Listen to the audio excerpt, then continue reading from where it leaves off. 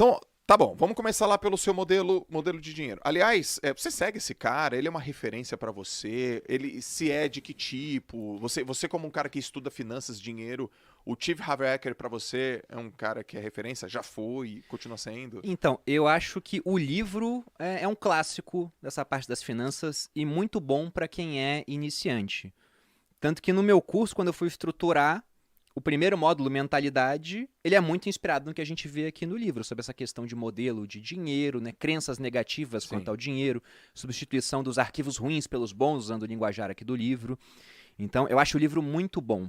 Muito bom. E eu nem lembrava que era tão bom assim, porque fazia muito tempo que eu já tinha Aham. lido. Só que eu não sei como é que ele tá em rede social hoje.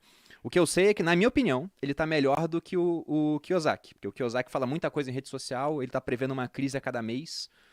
E aí ele acaba perdendo um pouco, né, o punch que ele tinha. É, Tem o até Kiyosaki, um. que é ele prevê o apocalipse todo dia, né, mano? Exato. Até no Twitter outro dia ele postou um negócio lá.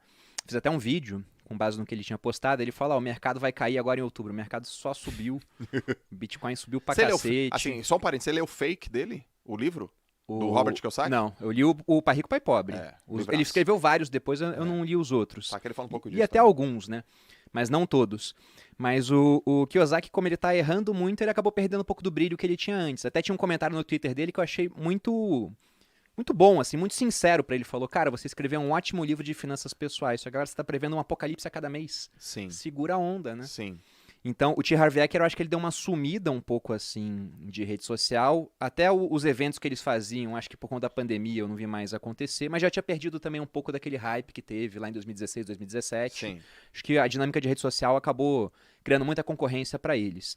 Mas o livro em si, eu acho ótimo, cara. Eu também. Até quando você falou esse negócio de escrever as metas no papel, eu lembro que no meu treinamento eles mandaram fazer a mesma coisa. E o número que eu escrevi na época foi 1 milhão. Porque era o que eu Aham. queria ter, né? Era o objetivo de número redondo mais próximo, assim.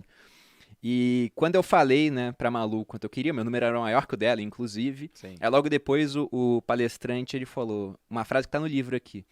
Se um carvalho de 30 metros tivesse a mente de um ser humano, ele cresceria apenas 3 metros. É verdade. Porque ele ia pensar: ah, não, já tá bom com 3 metros, nunca iria até 30. Eles começaram a falar: você tem que crescer o máximo que você puder crescer. E é incrível quando você fala: você foi em 2017, foi em 2016. A gente pega, né? 5 anos depois, no meu caso, 4 no teu, esses números hoje ficaram pequenos pra gente. É.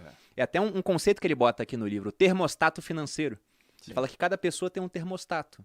Então você pega o Jorge Paulo Lemann, o termostato dele tá alinhado para bilhões. Sim. Se esse cara, de repente, ele perdesse tudo e ficasse só com 50 milhões, ele ia julgar um fracasso total. Sim. Sendo que, pra muita gente, 50 milhões é um negócio que é levar o termostato de 0 para 100. Sim. Porque é um número totalmente real.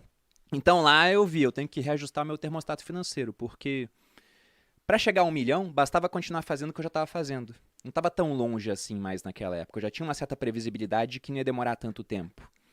Com rendimento, né, com investimento. Agora, para ter números maiores, não era só melhorar aquele processo, era fazer algo novo. Então, quando o meu termostato mudou, que eu falei: vamos fazer uma coisa nova, vou fazer palestra.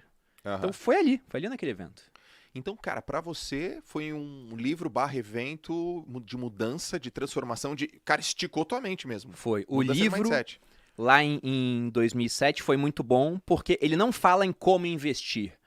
Mas ele já te dá uma sugestão de orçamento, já fala que você tem que investir. Tem um arquivo de riqueza onde ele diz que os ricos administram bem o dinheiro, Sim. as pessoas de mentalidade pobre não, que os ricos colocam dinheiro para trabalhar duro para eles, enquanto a pessoa de mentalidade Sim. pobre trabalha duro pelo dinheiro. Então aquilo mexeu com a minha cabeça. Eu falei: tô no caminho certo. Certo. E em 2016 foi uma outra chave que mudou, que foi: olha, só de poupar parte do salário e fazer coisinhas pequenas não vai dar certo. Precisamos de alguma coisa maior, de uma big Sim. idea. Sim. Aí veio a questão das palestras. Porra, animal, cara. Muito bom. Ó, ele começa lá falando, por exemplo, sei lá, modelo de dinheiro, que é como que você viu a vida, as experiências que você teve na sua infância, as palavras que você fala, as palavras que você ouviu dos seus pais, dos familiares e assim por diante. E aí, ele fala dos 4 quadrantes, que é o seu corpo físico, o seu corpo cognitivo, emocional e espiritual. E ele dá meio que uma formulazinha, né? Que é assim, ó, pensamento gera sentimento, sentimento gera atitude, atitude gera resultado. É muito claro isso no treinamento. Ele começa o livro também falando assim, ó. Não sei se você lembra dessa parte. No dia que você entrar no restaurante, pedir uma comida e não olhar o preço, você tá no caminho certo. Cara, eu usei isso. Ele até proíbe pedir frango nesse dia. É que é mais barato o frango. É verdade. Eu usei isso. Eu morava na Praia Grande. Eu e a Lalas. Era 2017. E aí tinha uma casa de comida italiana, massa. Eu bebi. Não, então eu já não bebia. Então foi antes, cara. Não, então já não lembro mais. Eu já não bebia. Eu parei de beber em 2016. Mas acho que foi 2017, porque foi quando eu li o livro e tal. 16 para 17. E eu lembro que a gente foi no restaurante e eu falei, vamos pedir. E não olha quanto custa. E eu não lembro quanto a gente pagou, porque já que eu não olhei o preço, também não lembro quanto eu paguei. E ali eu percebi que eu estava no caminho certo. Ele começa o livro falando assim, né? Então, o que você pensa gera o teu sentimento gera as tuas atitudes, e as tuas atitudes geram o teu resultado. Comenta um pouco sobre isso aí. É bem interessante essa parte do livro nesse começo, né? Inclusive essa fórmula, pensamentos, sentimentos, atitudes, ações terminando em resultado, é muito usado hoje em dia, todo mundo fala disso. Sim. E eu não sei quem foi o primeiro, mas eu vi esse conceito primeiro, foi com o T. Harv Eker. E ele fala que tudo começa no pensamento. Até quando você fez o post para divulgar o podcast, você falou, as coisas vão acontecer duas vezes, a primeira na cabeça e depois no mundo real. E de fato, ele fala que muita gente tem resultados ruins com o dinheiro porque tem pensamentos e crenças nocivas quanto ao dinheiro. E ele fala que grande parte dessas crenças, elas foram estabelecidas através de 3 coisas. Uma programação verbal, então aquilo que você ouvia as pessoas falando sobre dinheiro, e raramente você tem contato com pessoas ricas que entendem o jogo do dinheiro. Geralmente você tem contato com o pessoal que está ali na classe média ou mais baixo do que isso, então geralmente o pessoal usa o dinheiro, aprendeu a usar, mas nunca estudou direito sobre como ele funciona. Então não costumam ser opiniões muito positivas. Além disso, você tem os exemplos, que é o segundo ponto.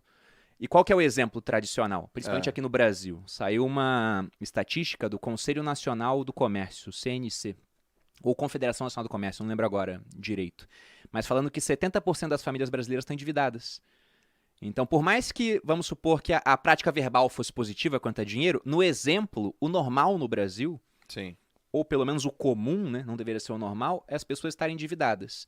E o último ponto é uma experiência específica com grande carga emocional. Ele dá exemplos no livro, ele dá exemplo da mulher dele, que sempre que pedia dinheiro era pro pai porque a mãe nunca tinha. Sim. Aí o arquivo que ela tinha, quem tem dinheiro é o homem, Sim. né? A mulher não precisa ter dinheiro e toda vez que ela queria alguma coisa pedia pro marido. Sim. E aquilo gerava conflito entre eles. Ele dá o exemplo de uma moça que o pai morreu nos braços por preocupação financeira.